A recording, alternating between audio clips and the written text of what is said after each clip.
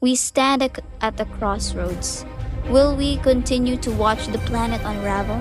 Or will we fight to restore the balance, to bring back the beauty that was once our home? The earth is calling, and it's up to us to listen before it's too late. Nowadays, environmental degradation is one of the most prominent challenges humanity faces. The consequences of pollution, plastic waste, and the alarming rise of global temperatures are no longer distant threats. They are realities that endanger ecosystems and human communities alike. Our planet's natural resources are being exploited at an unsustainable rate, leading to an increase in natural disasters such as volcanic eruptions. Good afternoon po kuya. My name is Carlos Miguel Silvestre and I'm grade 12 BUMS. And may tatanong lang po ako sa inyo. Sige. Ano ba yung mga environmental issue na napapansin sa lugar natin?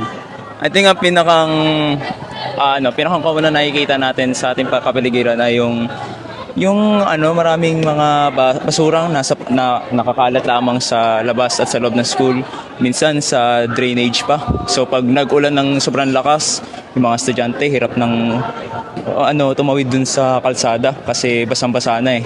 Tapos minsan sa mga ilog pa, sa mga sapa, edi na block yung tubig.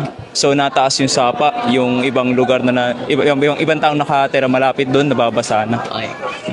So ano po yung mga possible na solusyon para dito?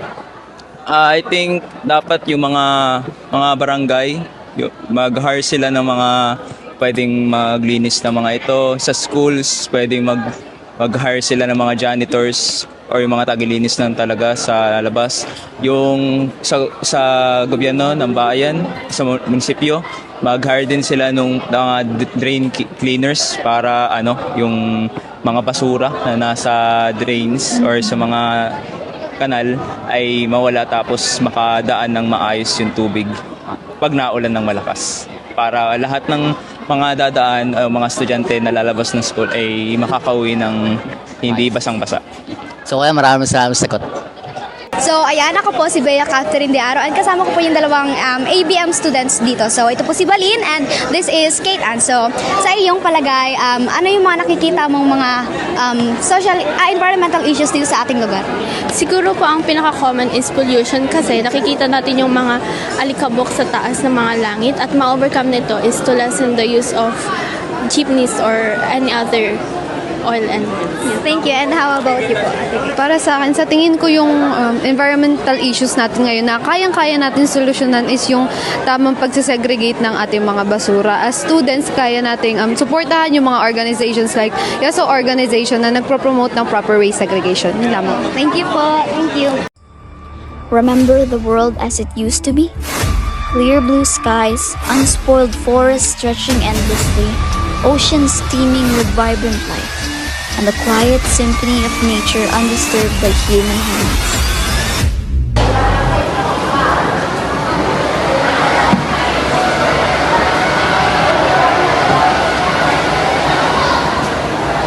Malaking tulong ang pagtatapon sa tamang basurahan para mabawasan ang problema natin sa basura o sa polusyon.